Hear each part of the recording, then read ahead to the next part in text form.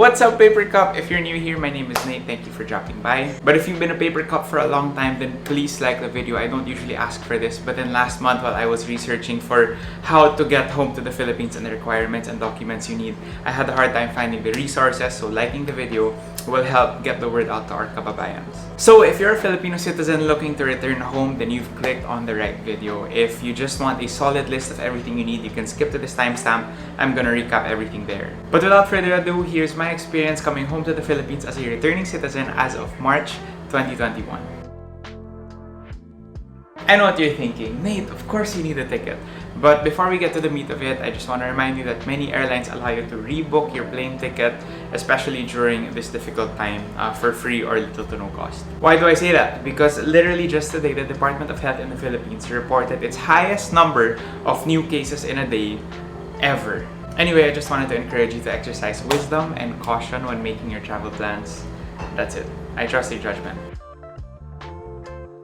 Now, in my experience, I was flying out from California coming to the Philippines in March 2021. There was a stopover from LAX to Narita in Tokyo, and then from Tokyo to Manila, and the flight went pretty normal actually. Aside from the empty airports, there weren't any additional processes. We didn't have to get any COVID tests or show any negative test results before getting on planes.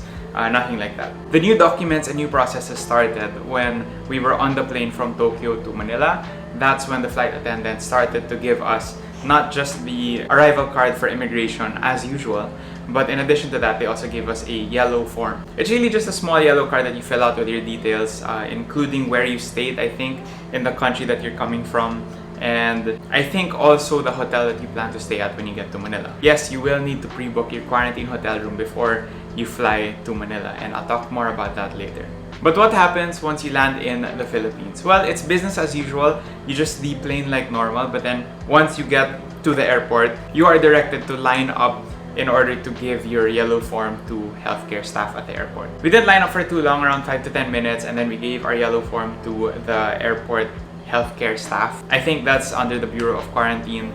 They basically asked us where we stayed and if we have a hotel booking and where we're gonna stay. After that, we had to walk through a thermal scanner. We had to actually take off our face shield and face mask briefly so that the thermal scanner can read our temperatures. And then we were directed back to a holding room. Now, this was something I didn't expect. We had to sit in the holding room for 15 to 20 minutes because all the OFWs were directed to go first. Make of it what you will. I love and care for our OFWs, but after they were done, we were the ones naman who went to the place that they went, which was a different room. And this is where the meat of the paperwork process happens.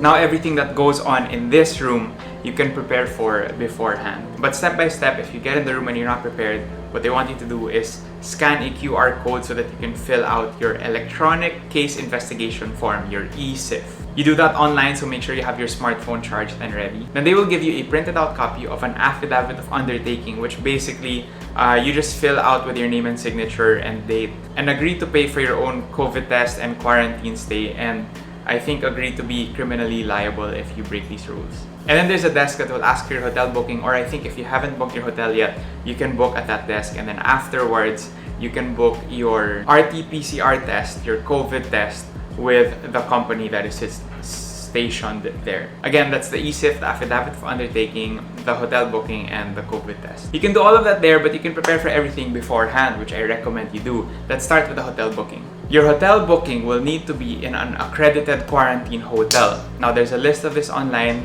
The list that I know of, I put a link to in the description below. You can check that one out. But it's gonna need to be for a minimum of 7 nights. Starting the day that you arrived, so we arrived March 11th. That counted as our day 0, so to speak. And then from day 0, 7 nights until day 0, 1, 2, 3, 4, 5, 6, 7. As far as I know, quarantine hotel bookings do come with meal plans. So you can look to your hotel if you want your 3 squares a day delivered straight to your hotel room doorstep. Some hotels are gonna allow you to order food online and have it delivered to the hotel, and some hotels are not. In our case, outside food was not allowed.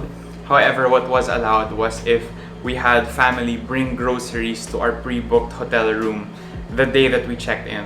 before we got to the hotel room. For more details on that, I recommend you coordinate directly with your hotel. Now, the other thing about the hotel booking, aside from it being 7 nights and coordinating your meal plan, is you need to coordinate also for your transportation. So how you are gonna get from the airport to your hotel. Neither private cars nor public transportation are allowed at the airport. This means you can't take a cab, you can't order Grab, and you can't have a family member pick you up. You will have to coordinate directly with your hotel or with the airport and order an airport shuttle or a shuttle driver van from the hotel. I forgot what you call it. But talk to your hotel. Usually they'll know naman that you'll need transportation and they'll offer it to you. So that's it for the hotel booking. Now for the COVID test. There are 2 companies that you can book COVID test with. You can't book with just any COVID test company out there. It has to be either PadLab or Red Cross. As far as I know, PadLab is the company that is situated at the airport, so they'll be asking inbound passengers to sign up with them there.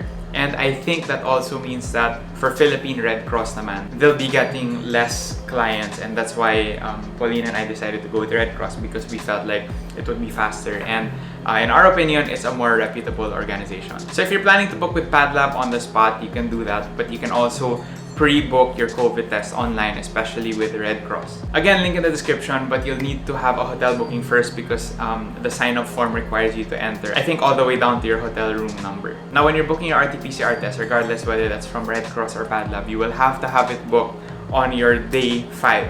Again, the day that you arrive in the Philippines, the day that you get to NAIA, is your day 0. So from day 0, you count day 0, day 1, 2, 3, 4, 5. It's technically your 6th day there.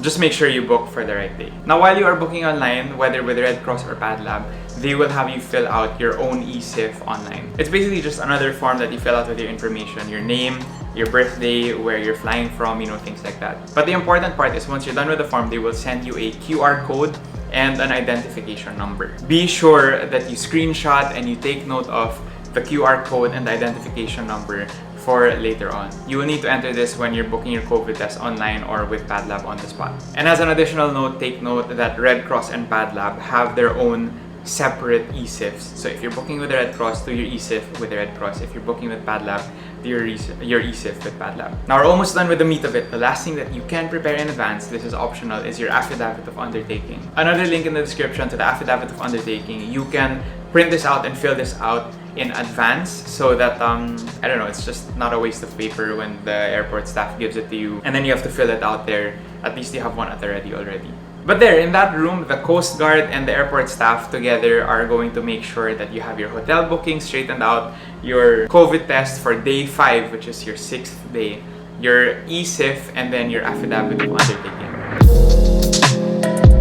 Once that's done, it's business as usual. Immigration was quite quick actually, and claiming our bags was also very quick because our bags were already there on the carousel, because it kind of took a while to get through the rest of the processes. One last desk at the airport. This one is for your transportation. So if you've booked your transportation in advance, all you have to do is give your details and your documents to the attendant at the desk, and the attendant at the desk will call the driver in for you. Ideally, the hotel that you book transportation with will have given you the name and number of the driver. The airport staff will be the one to call them in and take care of all of that for you, and then once your shuttle is there, just load your bags and you're on your way to the hotel. Super sweet because our families were waiting at the rotunda for us. We were not allowed to touch or even get close to each other, but at least we got to see each other in person. It was sort of a touching moment after not seeing each other for 5 months. And then, of course, they were also there to drop off the groceries, and pretty strange, but the way that they delivered the groceries was unconventional.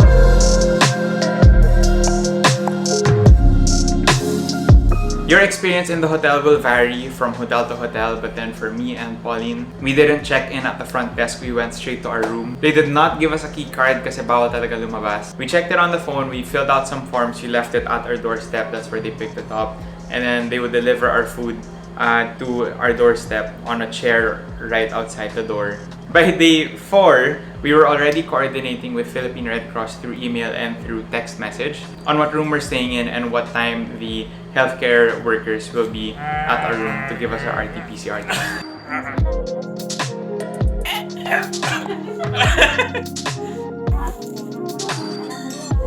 Oh, crying. If you're curious, they were the ones who administered the test. There were 4 different sticks that entered my body. 2 in the throat, I think because they would submit that to 2 different labs or for 2 different strains or something like that. I'm not very... And then 1 in the left nostril and 1 in the right nostril. So they're very thorough. Very thorough. It's all good. I cry at these things all the time, but it's for the greater good, so it's okay. So less than 24 hours after our RT-PCR test on day 5, we got emailed our test results. And take note, you have to be the one to send your test results to your hotel staff. It will vary from hotel to hotel. We sent our test results through Viber. And what's gonna happen here is the hotel staff will coordinate with the Coast Guard who is stationed at the hotel. And that Coast Guard will coordinate with the Bureau of Quarantine, I think. And they will process and verify yung test results and then afterwards give you a Bureau of Quarantine certificate, your BOQ certificate. In our case, the hotel staff was the one that took care of everything once we gave them our test results. We didn't even see what the BOQ certificate looked like anymore. But once that process was over, counting day 0, on day 6, we were finally cleared to leave the hotel. Be sure to send your test results to your hotel staff as soon as you get them. For us, the process took around 3-4 hours, but then we hear stories where the process takes longer.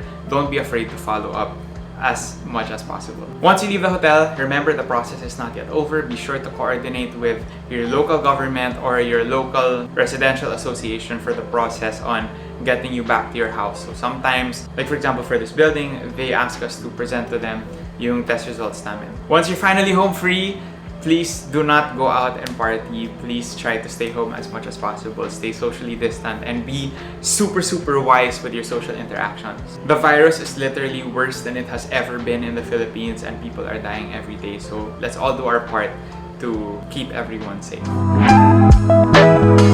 That's it, and as a recap, or for those who skipped to this time code, here are all of the documents that you're gonna need. On the flight to Manila, the flight attendant will give you a yellow form which you fill out and submit at the airport. At the airport, the staff will hand you an affidavit of undertaking which you fill out and submit there, or you can print it out and fill it out beforehand. You will need a hotel booking for a minimum of 7 nights at an accredited quarantine hotel. And I also recommend you prepare and coordinate a meal plan, or at least how you're gonna get food while you're quarantined, as well as your transportation from the airport to the hotel. Your COVID test, your RT-PCR test, booked with either Red Cross or PadLab only, scheduled on day 5, counting day 0.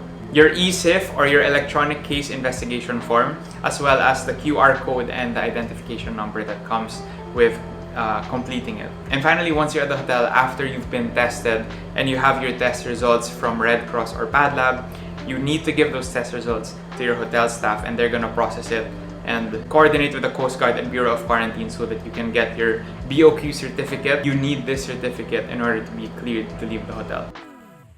Hey, so it's Nate. I'm editing this now and I realized there's something that I forgot. It's the Trace app. So while you're at the airport, people are gonna ask you whether you've downloaded the Trace app. In our experience, there was no verification. We didn't have to show any QR code or identification number. But it's just like an eSIF. Trace will also give you a QR code and an identification number. And then, I guess just for the greater good, keep the app on your phone na lang then because it's a contact tracing app. But yeah, minor detail. And that's it. We're finally done. It was a bit of an adventure, a bit of a bumpy ride, but then we're happy we're home. To my beloved paper cups, I will be seeing you more and more in the coming weeks. I am making sure to produce a video for you guys at least once a week. There are also more podcast episodes in the works and things like that, so be sure to follow me on social media if you want more inspirational, faith-based, value-adding content with me. And that's it. I'll see you next time, and as always, have a great day. We're no strangers to love. And so do I do.